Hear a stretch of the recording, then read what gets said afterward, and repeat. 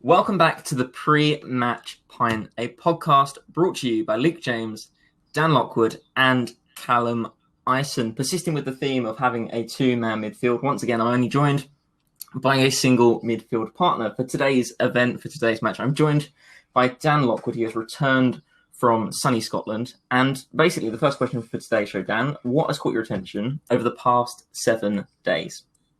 In the past week, mainly for me, I know obviously you're not interested too much in the basketball and the NBA, but seeing the Clippers blow a 3-1 lead was something that was pretty extraordinary, and sort of like the memes and everything that's come out of it on Twitter is just incredible. It's like everyone sort of had them as contenders, and to see them blow a 3-1 lead is just a bit ridiculous. But sort of other than that, moving across to football is obviously seeing Aubameyang sign his new contract. That's always good as an Arsenal fan. Probably the best signing we could actually make this transfer window. So what's been catching your attention? Before that, I wanted to ask you about the Aubameyang kind of signing, because that has to be the most overblown kind of contract extension ever. Like the live stream, the 3-week build-up, it was quite something, wasn't it? Yeah, it was. But you've got to think sort of... Arsenal fans have had a lot of players sort of leave us sort of when they hit their peak and when they're doing really well. Sort of Van Persie, Alexis, Nasri, Sangyor. You could go on for a long time. But sort of someone who actually wants to stay, that's a big deal, especially after performing as well as he did, apparently getting offers from Barcelona and I believe Inter Milan or somebody like that. It was a big build-up and probably unnecessary, but... it did make it a lot better and a lot sweeter to sort of have him sign a deal. I think it makes sense to him as well, because he's obviously your best player by quite a distance and definitely the most productive player. And he's someone who will literally kind of become the face of Arsenal. And if he goes to an Inter Milan, if he goes to a Barcelona, it's going to be a different role for him. I found the Inter Milan links really strange because obviously they've got Martinez, they've got Lukaku, who both had really good seasons last year. So I was a bit confused by that. I think it would have been if he was to go to Inter Milan, it would have been because they sold Martinez to Barcelona, but that only would have happened if Messi left. So yeah, it was a bit of a kind of domino effect, I'd guess, with all three players staying in the end. The thing that caught my attention this week, again, not something we can really have too much of a conversation about, but the EIHL, the Elite Ice Hockey League, which is the top ice hockey league in the UK, has been suspended again, which means the soonest ice hockey or top flight ice hockey in the UK can come back is January or February, which is really disappointing from both kind of the perspective of someone who writes about the league, but also someone who is genuinely a fan of the league, because British ice hockey had made such kind of big steps forward in bringing in higher quality imported players over, and the national team has improved so much recently as well. And to potentially have a whole season with no ice hockey is really, really disappointing, especially with us Team GB playing in the top four of the World Championships again next summer. And now there's like a number of British players who would be in the team who don't have clubs at the minute, which is just a real shame. So hopefully they can sort something out, and hopefully we'll be able to play kind of into the new year. Today's podcast, we wanted to mainly talk about ongoing transfer business that is kind of on the cusp of being completed. At the time of recording, again, we should stress we're recording this at 10:20 on the 17th of September. So the Gareth Bale transfer to Spurs has not yet happened. The Thiago transfer to Liverpool hasn't yet happened.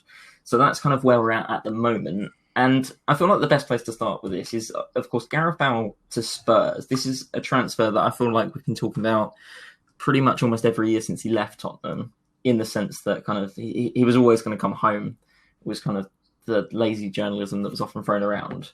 It actually seems like it might happen this year, Dan. What are your thoughts on Bale coming back to the Premier League?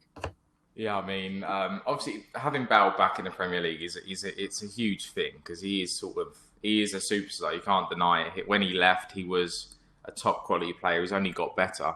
It's only sort of the past few years where he's sort of been left out at Real Madrid and not sort of appreciated as much, where he has sort of started to raise sort of doubts about himself, whether he is sort of the committed player that we all sort of saw him to be, or whether he is just interested in playing golf and getting a paycheck. But to see him back in the Premier League, I think it's gonna demand a lot more of him, and I think he's going from being a player in the background to being sort of the forefront of anything that Tottenham does over the next few seasons, or whether it's a loan deal, whether it's permanent.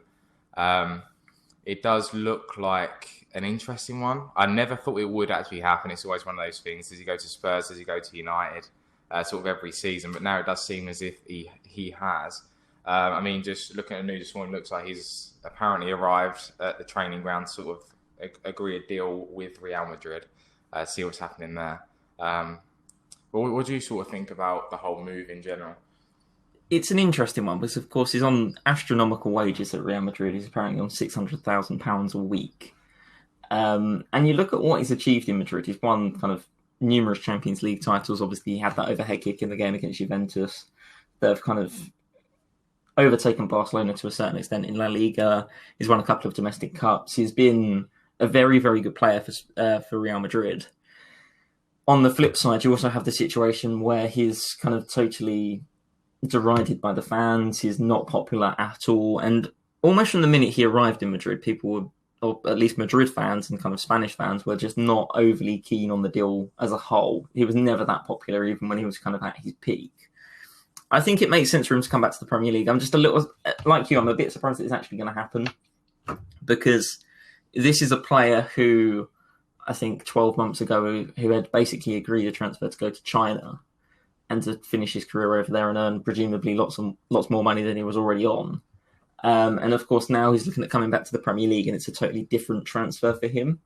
I think whether or not this is good value for money for Spurs really depends on how much he wants it. Because if he's not that bothered, which he has been in Madrid for a number of years, and whether or not that's his responsibility or the club's responsibility is something that people will talk about.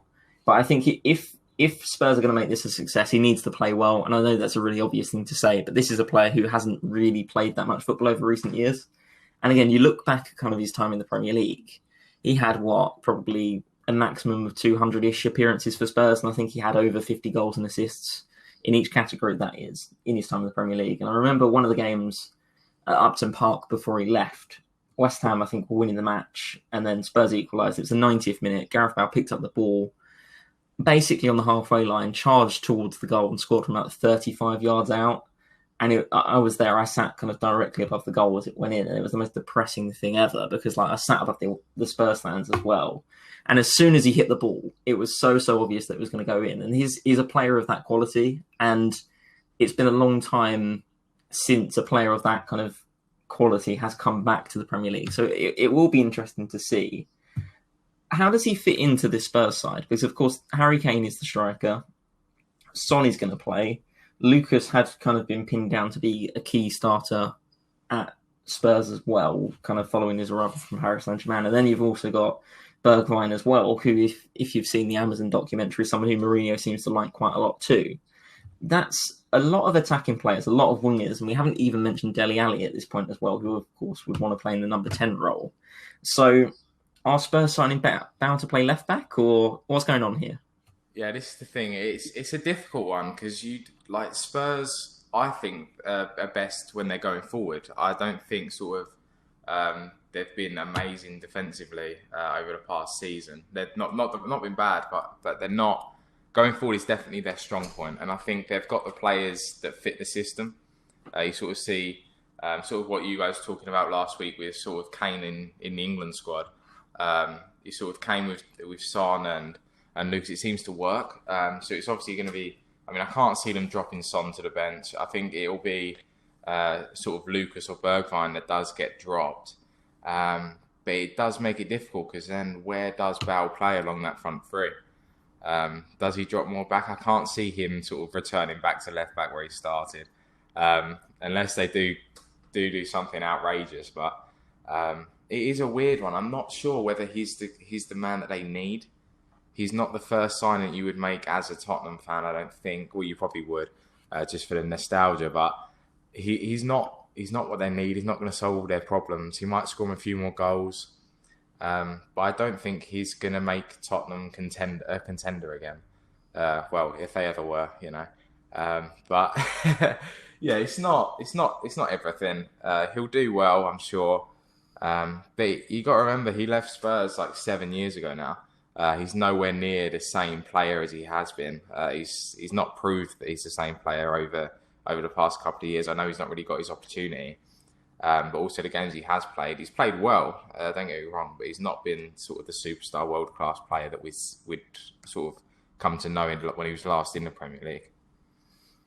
It's tricky, isn't it, as well? And I think there's a dimension of this with the Welsh national team as well. There's an article on the BBC where John Hartson basically says, yeah, this is going to help Wales massively because he's going to be back in and around the Premier League. He's going to be playing with similar players. Of course, he'll be on the same team as Davis at left back as well.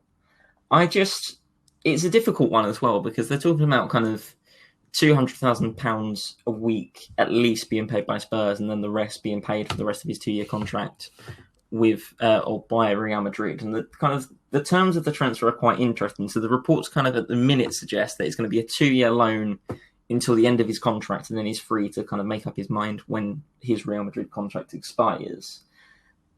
Is this a good transfer or is this a good loan deal for Spurs? Because of course this is £200,000 a week. This is kind of under a chairman who is famed for not wanting to break the wage structure, and has been kind of derided for not spending enough money and taking money out of the club and this, that, and the other. Does this make sense as a transfer for Spurs, or is this kind of a desperate attempt to bring back some support from the fans? I think it's a bit of both. I mean, if the reports are true and they are only paying sort of £200,000 a week, that's sort of the level that Harry Kane's on. And you think sort of if he does come for the 2 years and then they do decide to sign him at the end of that, I can't see him dropping his wages by, say, like £400,000 a week just to play for Spurs. I think he will go elsewhere if the money's there.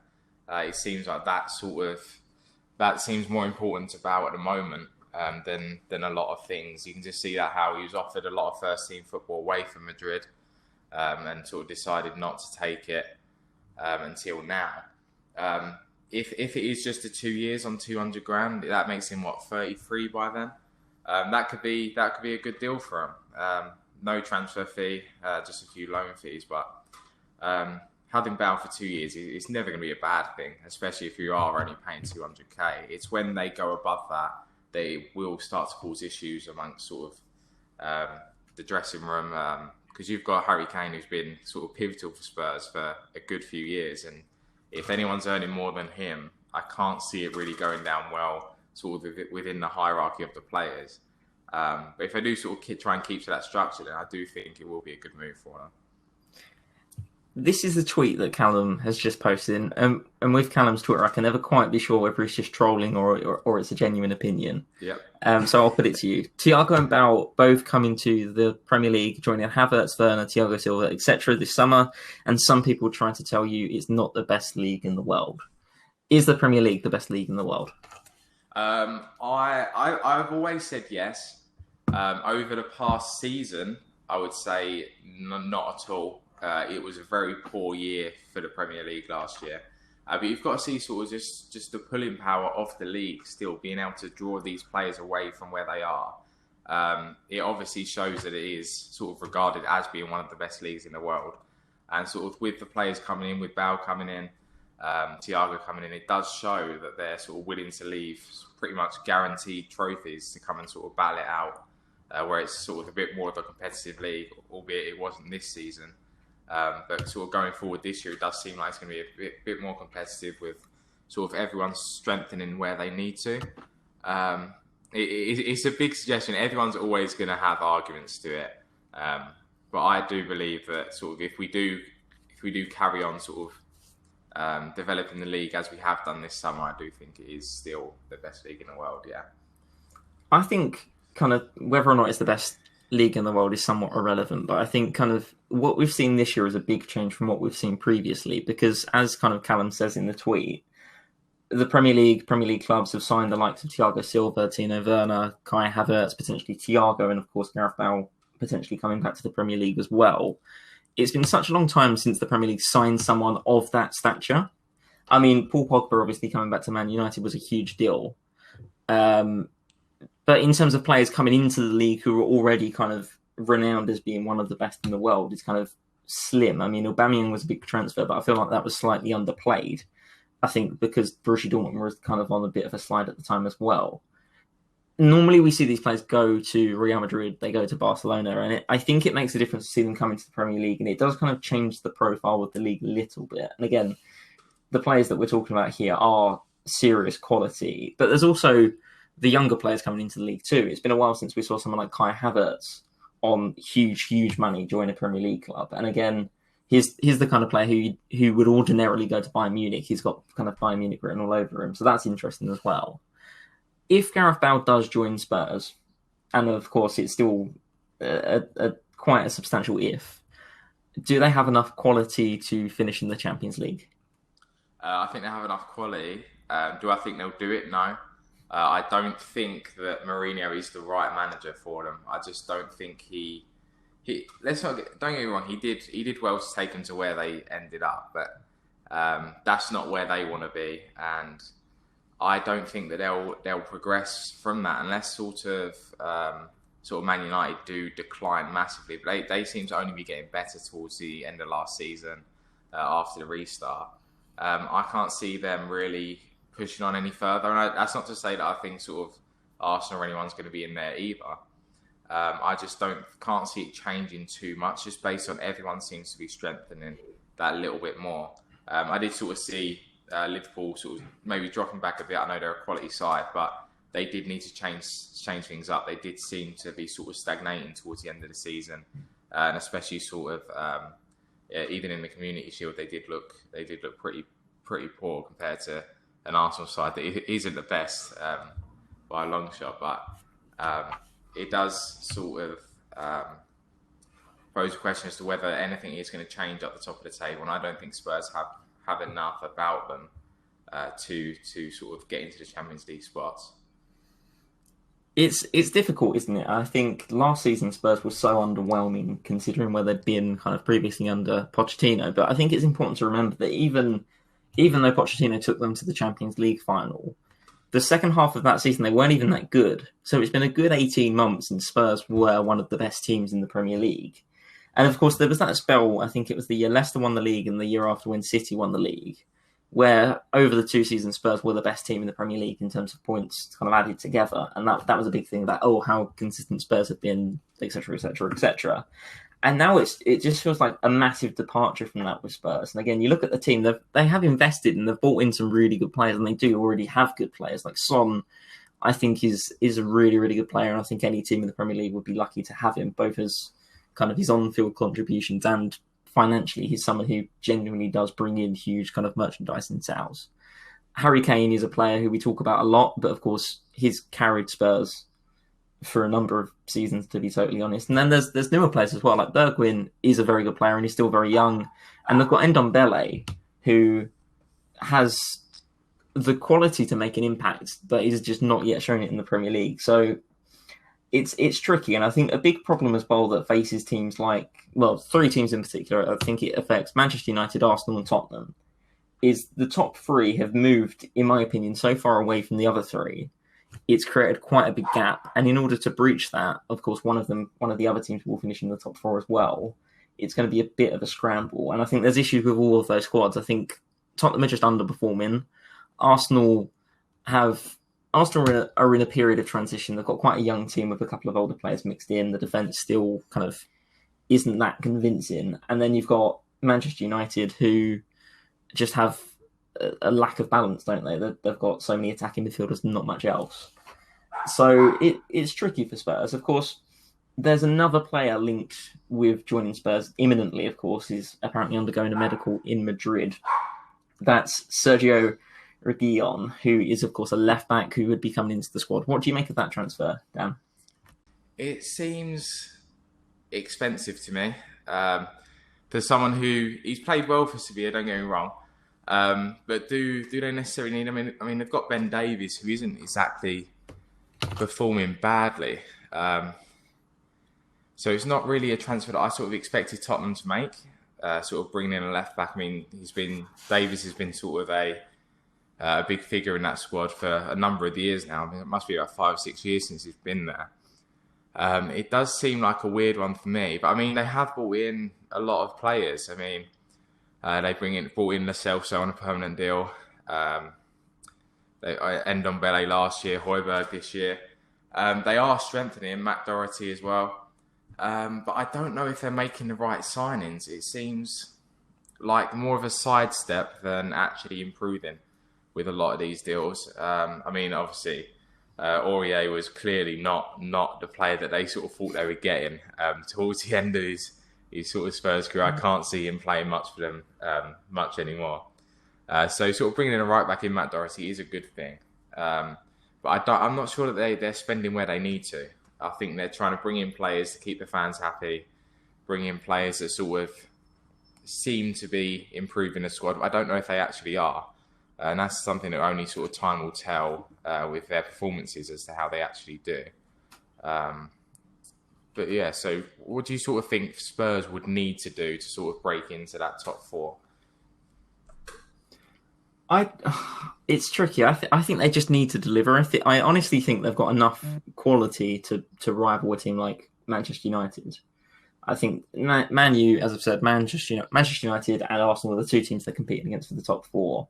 And I think on paper, and again, football isn't played on paper, but I think at the moment they do have enough quality, and especially if they add Gareth Bale in particular to the squad, it changes the dynamic a lot. But the situation at left back as well is the fact that Danny Rose, if you watch the Amazon documentary, is clearly not one of Jose Mourinho's favourites and is definitely not in his plans. And of course, at the time of recording this, is his link with a move away to Genoa in Serie A. So it makes sense to bring in another left back. I am surprised that they're making a left back signing of this kind of standard. I thought they'd probably go for someone who would potentially be more willing to sit on the bench, but I doubt kind of Reguilon is going to want to have that kind of role. So that means is Ben Davies going to drop to the bench?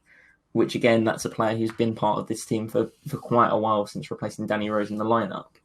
So it's a tricky one. I'm quite surprised. I honestly thought maybe they'd strengthen more in centre-back, bring in a central midfielder perhaps, but they've gone in a different direction.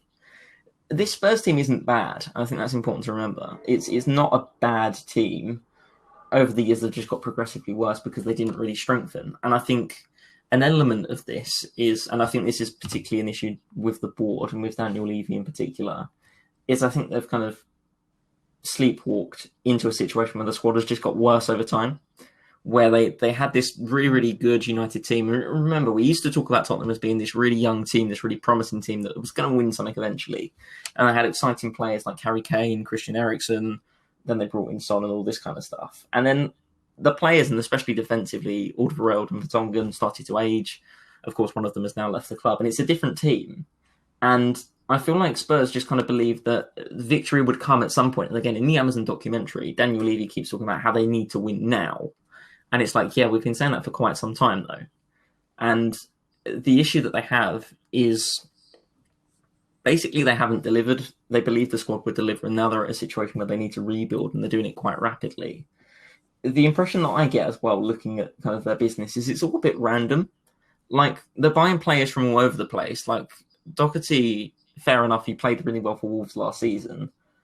And then that's fine. He's someone with Premier League experience. But you look at Lo Celso, didn't have Premier League experience before he came. Look at Bergwijn, didn't have Premier League experience before he came.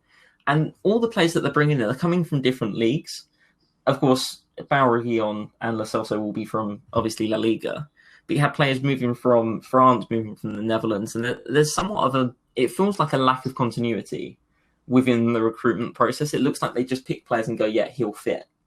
And whether or not that is the case or not is kind of remains to be seen. But it will be tricky for Spurs. And again, they started really poorly last weekend against Everton.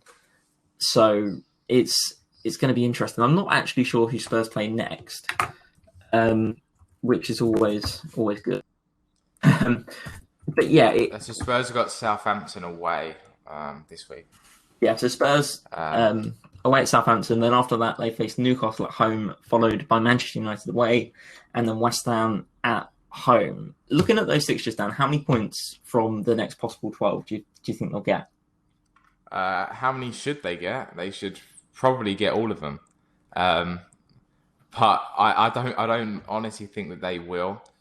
Obviously Man United, they're playing well. They are a good side, but I think Tottenham should be aiming to win each of these games. But I don't believe with how they're performing at the moment that they will.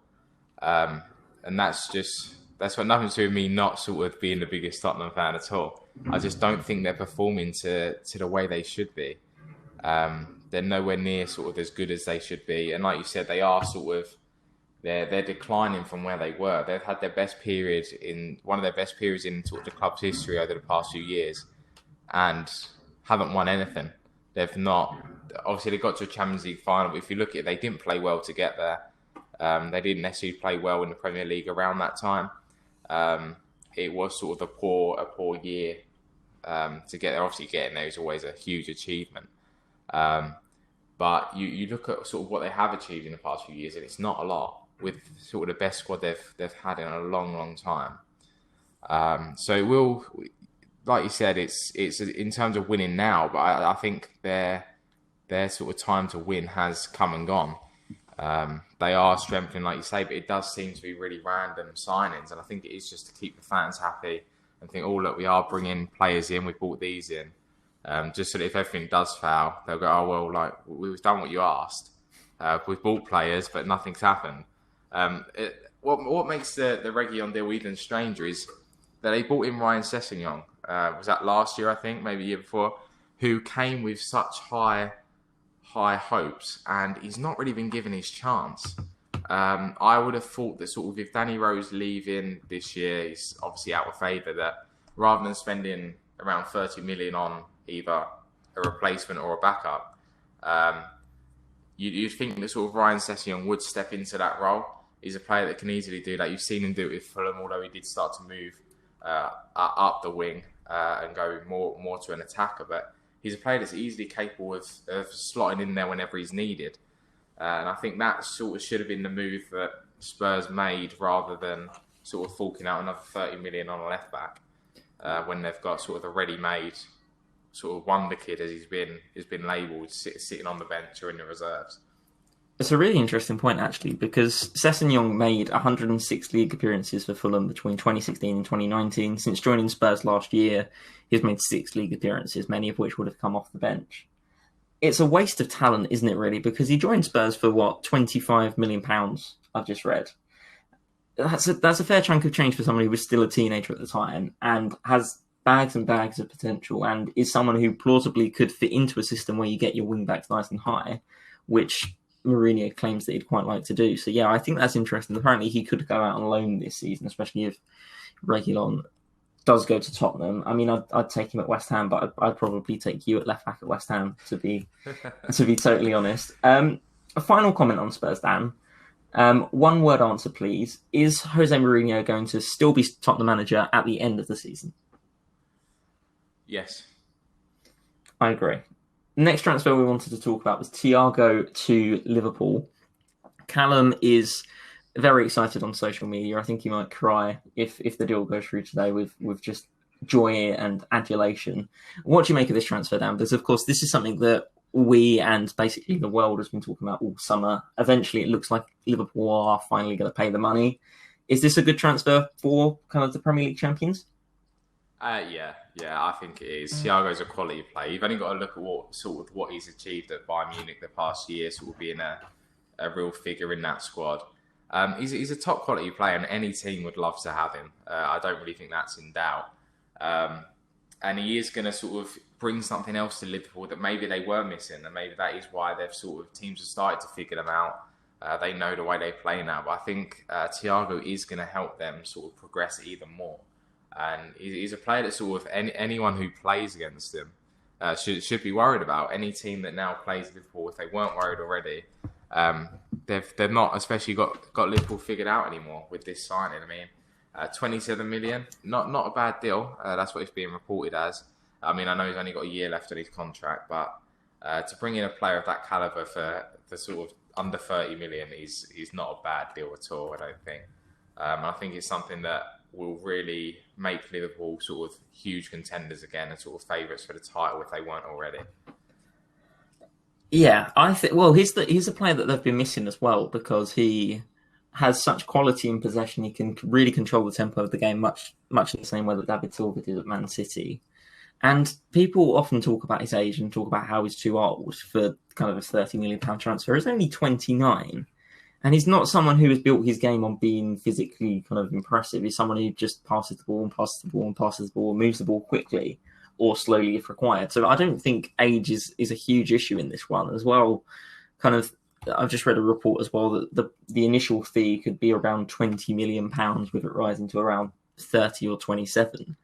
And again, this is someone who is a key player for Bayern Munich, played really well in the Champions League final, was a key player for Spain kind of over numerous kind of years and competitions.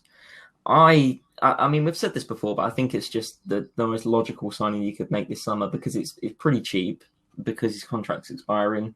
He adds quality to a Liverpool team that is pretty difficult to add quality to. And I think importantly as well, it paves the way for Wijnaldum to probably go to Barcelona. And that for Liverpool as well will probably be quite good business because, again, it's getting more money into the club. Is Thiago the first name or one of the first names on the team sheet at Liverpool? Oh, yeah, 100%. I don't think there's any denying that. Thiago, like you've said, he's a player that's going to transform the way they play. He is the player they've been missing.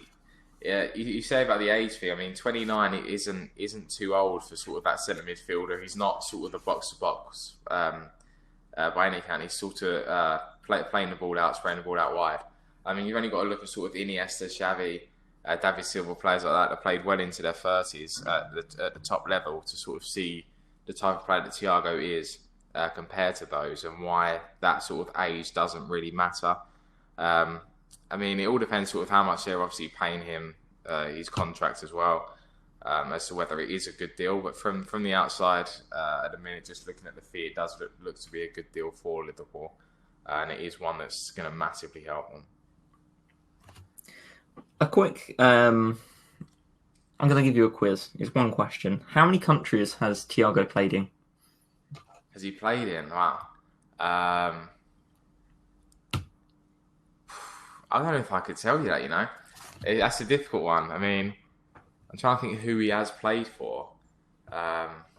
Surely it's Bayern Munich he played. He played Bayern Munich, Barcelona.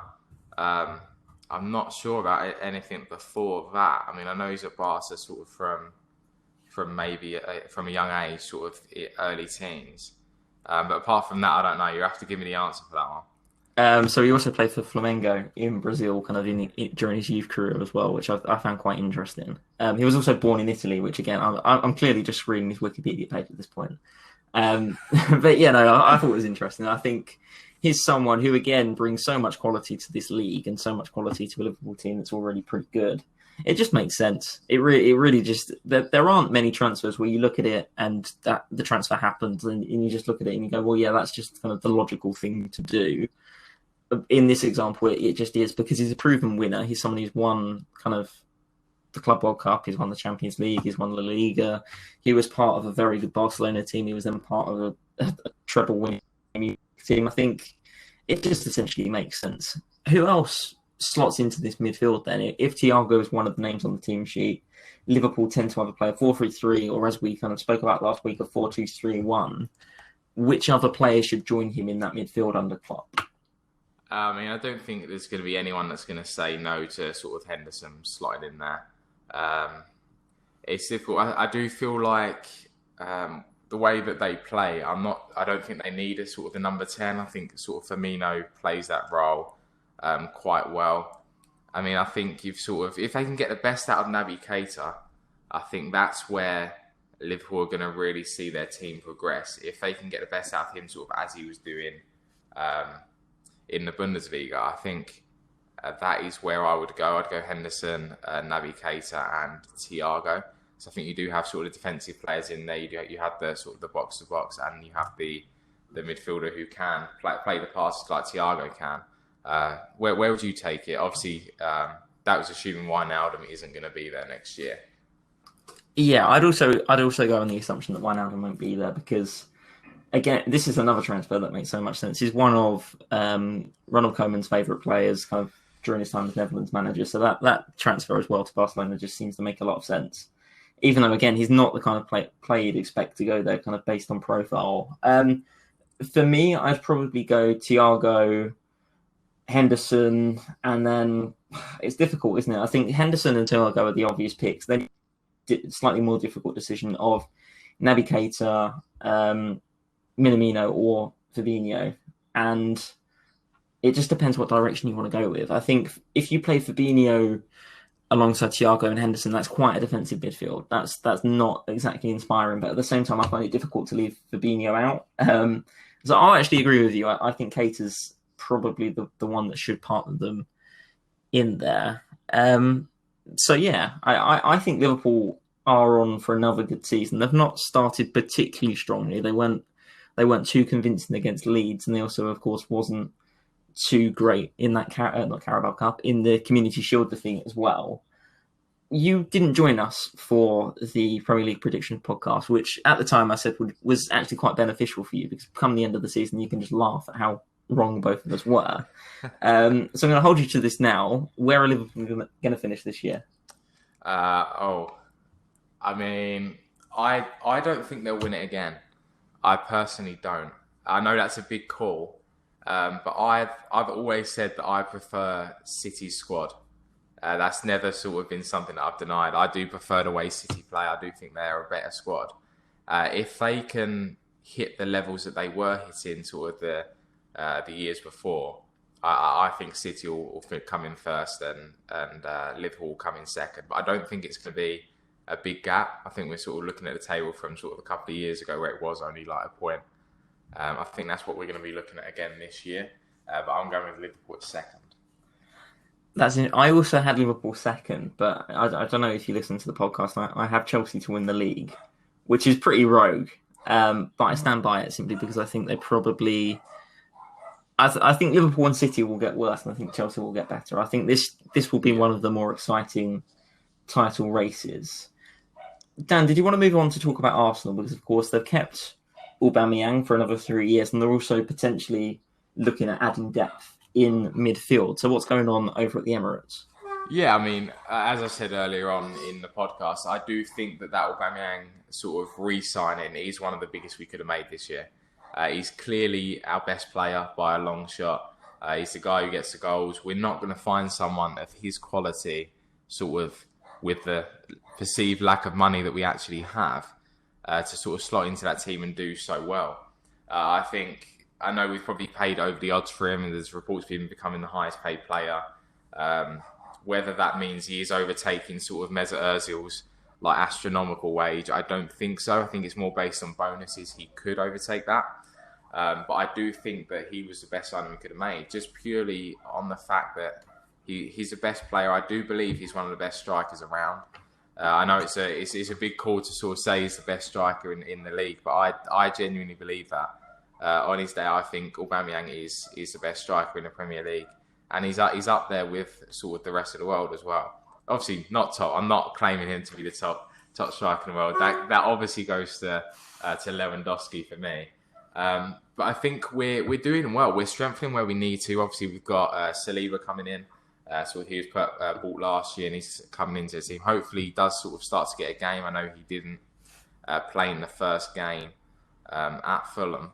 But then you've obviously seen Gabriel. I don't know if you see the Arsenal game the other last week, but he looks very comfortable for a player who had only had sort of a week's worth of training and sort of hadn't played a game in, you say, 6 months since the French league stopped. He looks extremely comfortable in the team. I do think he's a player that's going to really shore up that defence. I do believe if they all stay fit, that we do have a defence that are going to progress and are going to become sort of the four for Arsenal over the coming years. I mean, you look at sort of the age that we've got sort of Bellerin, Saliba. They do look like a very strong back four. I mean, this is all obviously whether Saliba does sort of live up to the hype that he's come in with. But then you sort of look even behind it. I don't think we've got some bad backup options. I mean, I've always loved Rob Holding. I don't know why.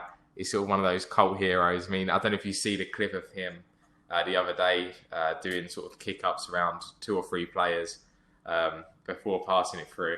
But he's a likeable guy, and I do think he's a good backup to have. There was talks of him going to Newcastle on loan, but it doesn't seem like that's happening anymore. A couple more transfers that sort of Arsenal have been looking at is sort of the Aouar situation from Lyon, and then you've also got Thomas Partey from Atletico Madrid. Out of the two, who would you sort of say would be the signing that Arsenal should make if it is only one? That's tricky because they are totally different players as well. And again, I think this kind of speaks to the slightly weird situation in the Premier League we have where teams just go slightly scattergunnish. And I think that there's no better example of that than West Ham.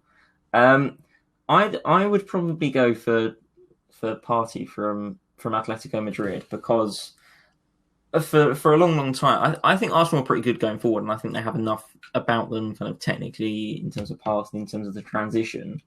I think it would just be quite refreshing to see Arsenal actually invest. They've already invested in defence, but if you then invest in someone who can sit in front of that defence and is a good ball winner and likes to go box to box as well, I think that would be quite a nice change from Arsenal. I think basically my point with Arsenal is I think it's easier to, once you fix your defence, it's then very, very easy to sort out Arsenal's attack because you've already got lots of the pieces already in place. So if they can bring in someone who's a little bit more defensively minded, that makes sense. I think in terms of financially, in terms of what deal probably makes more sense kind of with sell-on kind of bearing in mind, I'd go for Aouar because he's obviously the younger of the two players. He has more upside. He's going to be easier to sell on at some point in the future. Although I say these things, Arsenal fans, and I'm sure you won't like me kind of speculating that part of the reason you sign a player was to sell them on for a profit in the future. So it really depends where Arsenal as a club want to go. Yeah, I mean, I do agree with you. I think that Partey would be the better signing. I believe we have a lot of quality sort of going forward. I mean, especially, I know Ceballos and Aouar aren't the same sort of player, but then they're not too dissimilar. And I do think sort of that signing of Ceballos has sort of not got rid of the need to sign someone like Aouar. It's just, I think it's allowed us to then go for Partey a little bit more. I think he's the player that we need more. We've got a lot of the young talents that are coming through in the attack. I mean, even sort of, I know Joe Willock isn't the first player that everyone thinks of, but I personally, I don't think he's a bad player at all. I do rate him. He's highly rated in my eyes, and I do think he's a good player who can slot in there. He's obviously not the quality that a lot of Arsenal fans are looking for. But Partey, it doesn't look like that deal is sort of the one that's going to happen. There's a lot of talk about Arsenal making sort of bids for Aouar in the past day or so. I think the issue with getting Thomas Partey is that Madrid want the full release clause up front, and that's around 50 million. And I'm not sure that Arsenal are going to do that. I mean, I know we're looking at sales. Bought in 22 million from sort of Emi Martinez, and then they're looking to ship out sort of Socrates and a few other players. I think it's going to be difficult for us to afford both. I can't see it happening. But of the two, I think we will sign Aouar over Partey, just based on the fact that I think Lyon will accept sort of an instalment-based deal, performance-based deal, with a lot of add-ons. Which I don't believe that Atletico Madrid are looking at. And I think that was the struggle at the start of the window when sort of Arsenal were originally looking for parties to complete a deal for Partey. But yeah, I do agree with you. I think that is where we need to improve more as to sort of shore up that defence. And just, I know it seems like we've made signings, but a lot of these signs are unproven. You got to look, if we do keep sort of two centre-backs as Saliba and Gabriel, yes, they've done well in the Ligue 1, but are they going to make that transition? We've seen it with Nicolas Pepe, good quality player, and he's shown glimpses of his quality over the past year.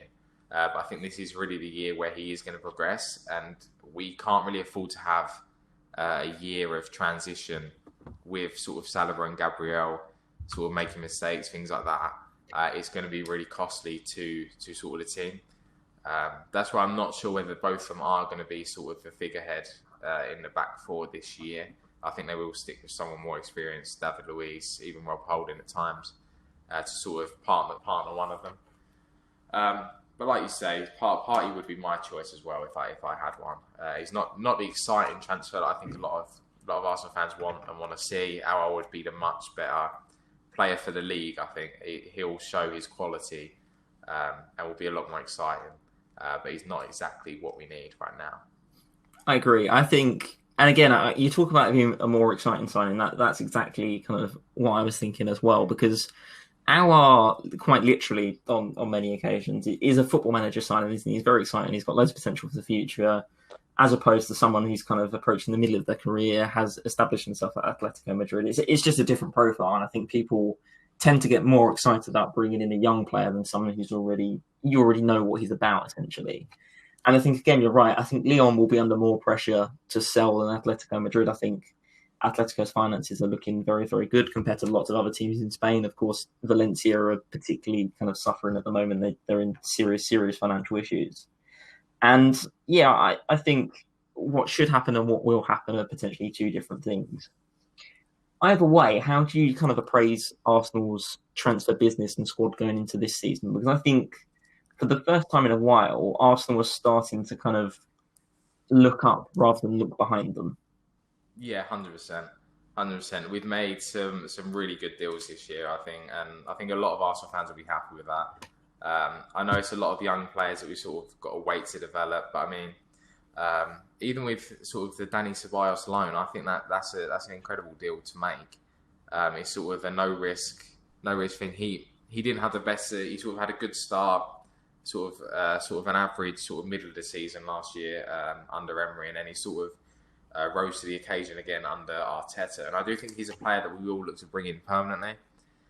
Whether that does happen sort of will depend on his performances this year and sort of what Real Madrid want for him. I'm very surprised that Madrid didn't keep hold of him, to be honest. I do think that he's a player that could offer them something. But it has been said that sort of he wanted to come back.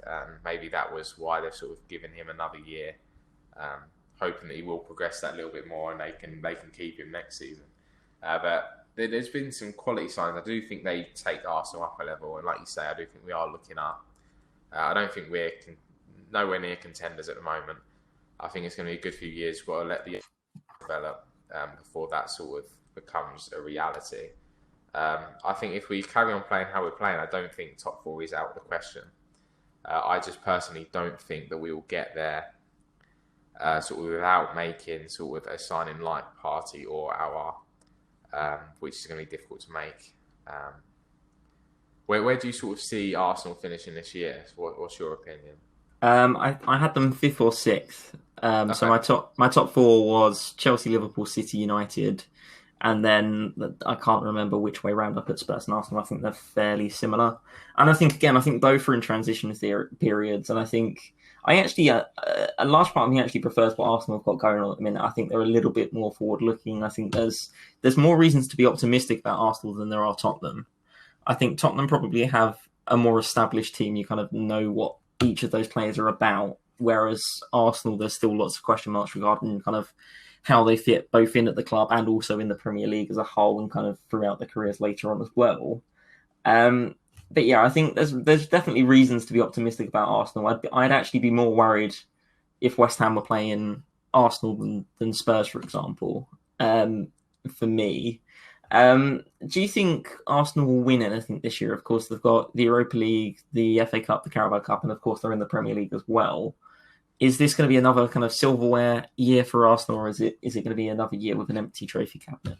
See, the thing is, I think they easily could. I mean, Europa League, I think personally we should have won it the past 2 years we were in it. I know obviously Chelsea were a lot better side on the night of the final.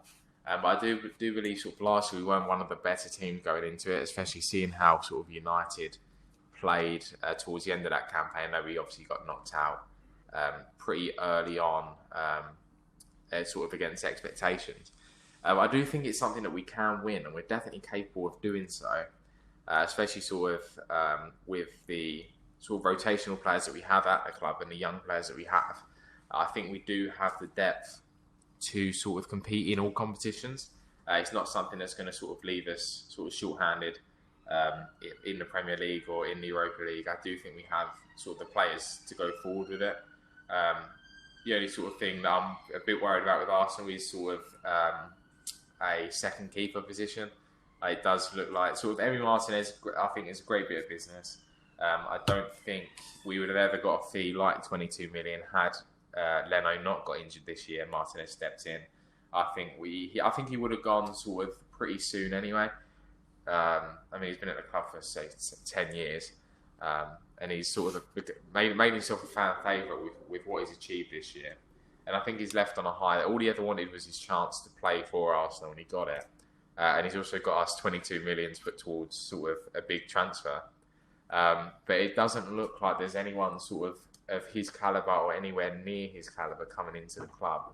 I mean, there's talks of Reguilon coming in from Dijon, who is actually Dijon's second keeper at the moment, which doesn't really bode well for an Arsenal fan when they're getting sort of a mid-table, bottom table, part of the table league and team second keeper.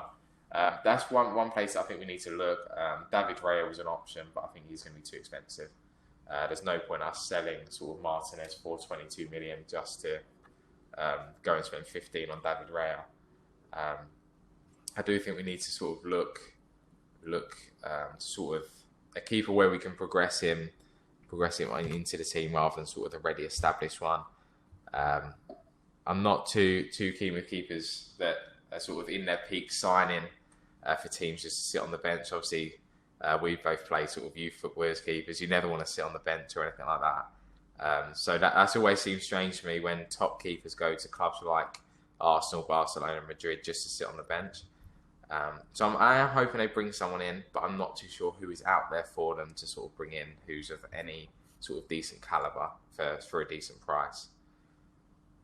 I agree. I think inevitably there will be someone who fits the profile that kind of we'd want to see as an Arsenal backup goalkeeper. There'll be someone young playing in a kind of slightly more obscure league who will be fairly cheap to bring in and would be happy to sit on the bench and play in the cup for a while. I think that's the play you need to get in, unless, of course, I'll be honest, I don't know this, but is there anyone at Arsenal who could potentially already fill in, or is there not really enough quality in the under-23s?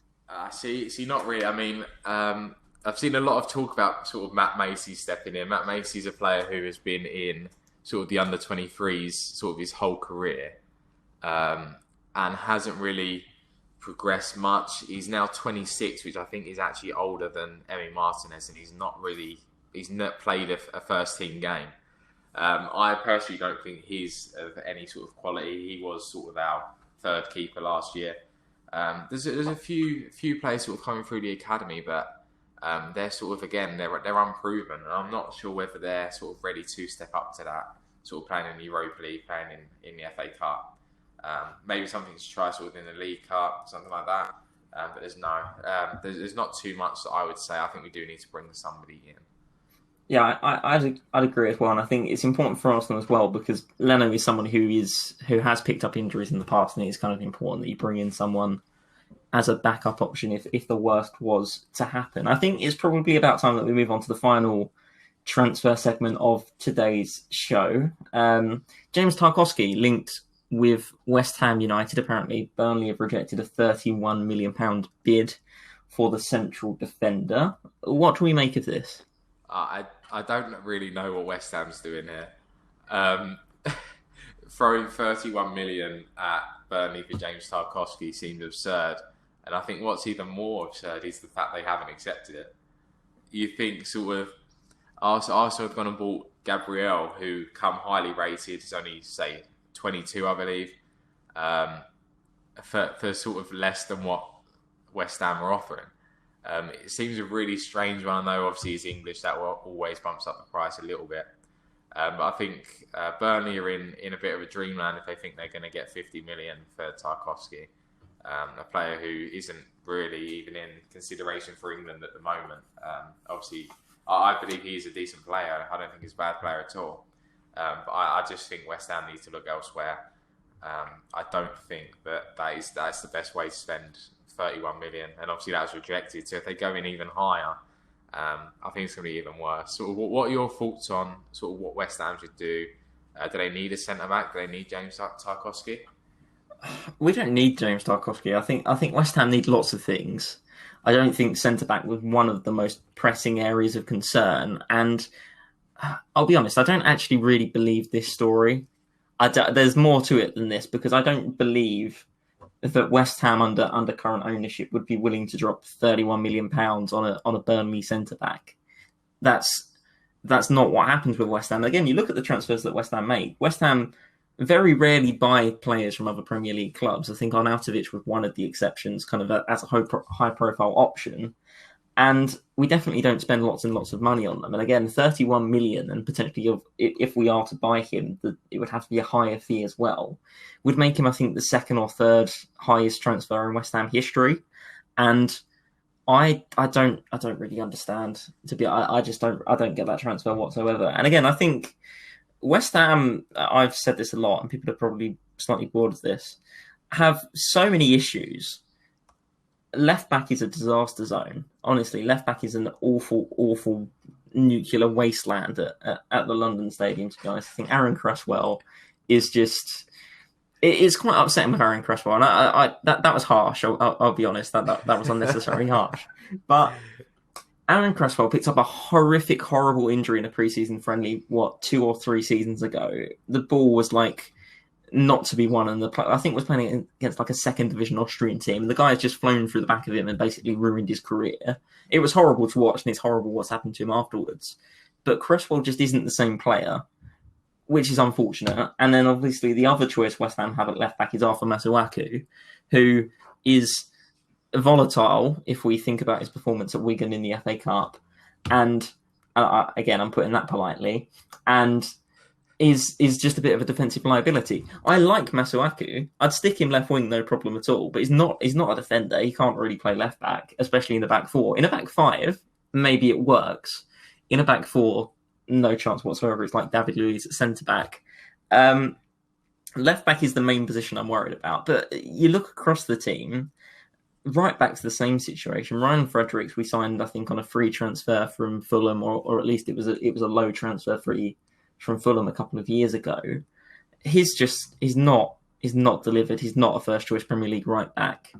The other choice is Ben Johnson, who was substituted after about 20 minutes in a pre-season friendly against Bournemouth. He had a pretty shocking day. And again, I like Ben Johnson quite a lot, and he played really well against Charlton this week. But he's not ready to be a first choice player, even though he's kind of by my picking the player I would currently choose. And that says a lot about our squad depth going forwards. I don't know how many times I have to, but Mark Noble is not a number 10. We need to stop with this absolutely just remarkable, eye-wateringly bizarre situation where we're seeing Mark Noble play as a number 10. And again, I watched the opening match of the season for West Ham against Newcastle. Noble was meant to be playing number 10, but there were so many examples where he was the deepest midfielder.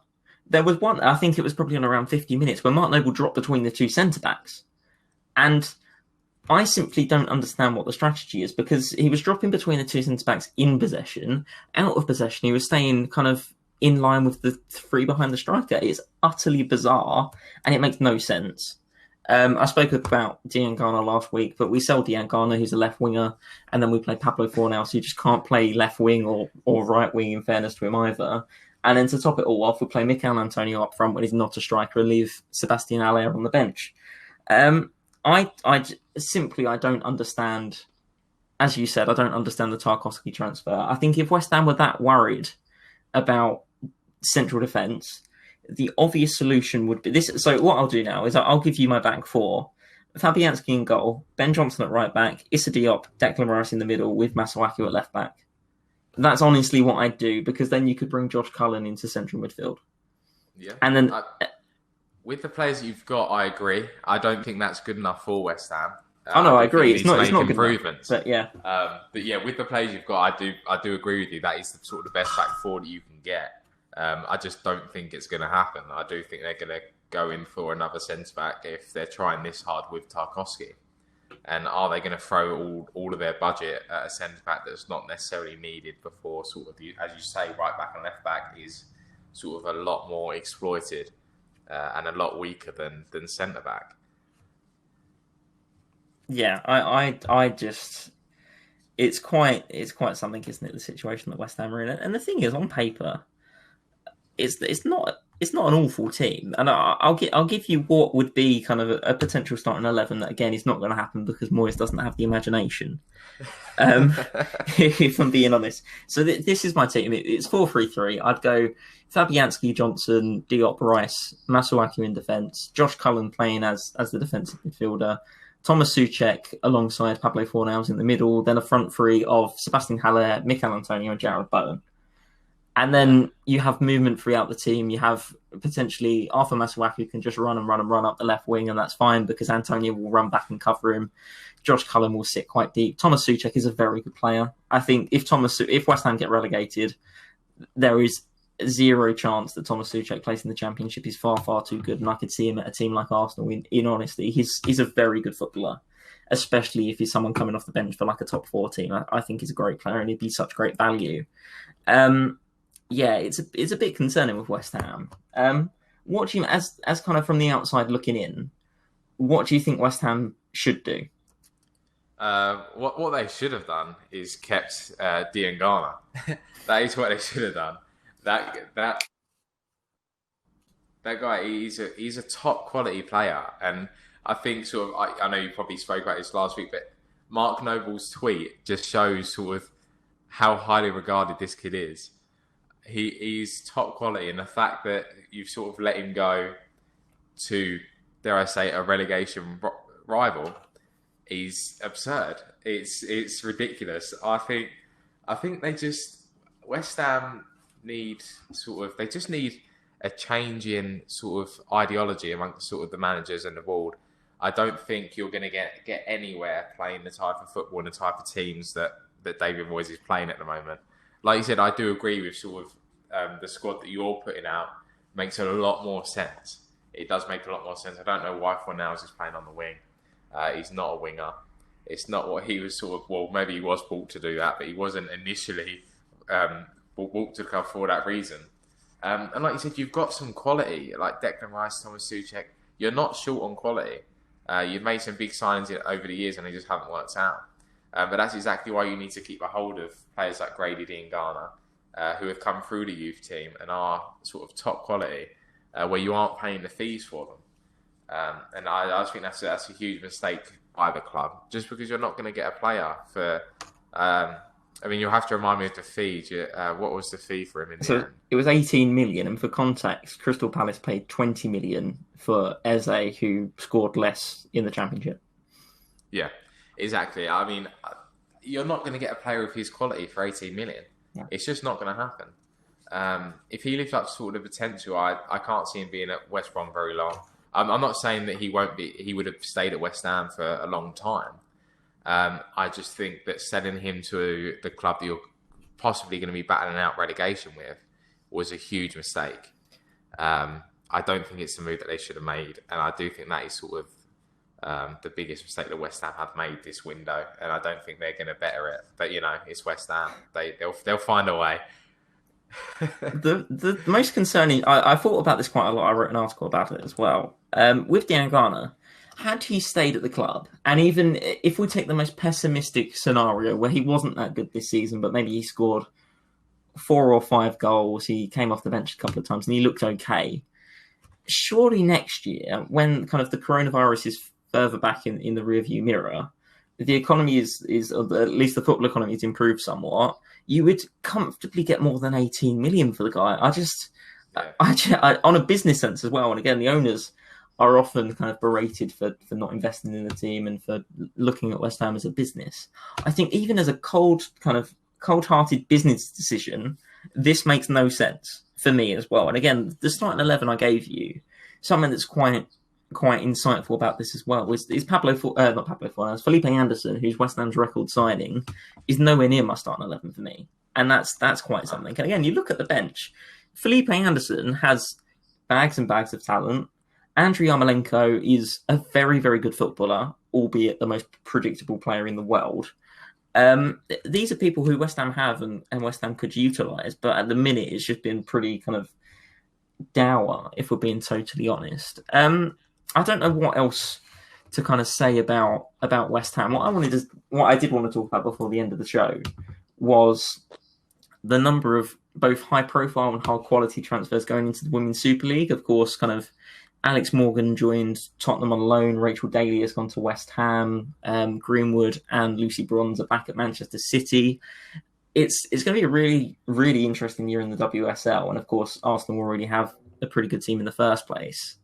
I think that's definitely something to keep an eye on as kind of the season progresses. Is there anything you wanted to mention, kind of to round off the show? I mean, I've got to agree with you. I mean, the Women's Super League is getting a lot better quality. I mean, I know sort of Lyon are always sort of regarded as the best team sort of in women's football for the past few years. But I mean, I personally look at that Arsenal side and the way they've played. I mean, I've not watched them a lot. I've seen a few games. But they look a top quality team. And when they beat teams, they beat them by a big amount. I mean, I think they won 9-1 the other day. And it's just ridiculous. I mean, they got Mia Diema, the striker. Is just incredible. She's an incredible player. But I agree with you. They have got a lot of players sort of coming back into the league, and it is going to be an interesting one. So one thing I did find, as we're on the topic of transfer rumours, is about Luis Suarez going to Juventus. Is a supposed rumour. What I find interesting with that one is obviously the history with Giorgio Chiellini, the infamous sort of Suarez bite in the game against Italy. I mean, I think that'd be a really weird and interesting dynamic if that transfer does go through. I mean, obviously, there's talks of him going over to the MLS. I mean, I won't get you started on the MLS. I know how much you love it, and you'd love to see a player as far as his quality over there. But I can't see that happening. I just thought it was a pretty interesting thing to see after sort of the history between the two players. You got anything to sort of round off with? I respond to the Suarez thing as well, because obviously that was at the 2016 World Cup. And of course, they're now managed by Andrea Pirlo, who presumably was also kind of in and around that point as well. And it's just an odd dynamic in general. And what I don't really understand is why you'd let kind of Higuain go into Miami and then bring in Luis Suarez, who is of a similar kind of age. It doesn't make a lot of sense to me. No, not at all. Yeah, it's an odd one. It is very, very strange. I just don't really know how to feel about it, to be honest, because of course they're talking about it being a free transfer. That's how desperate Barcelona are to get rid of him. He's like best mates with Lionel Messi.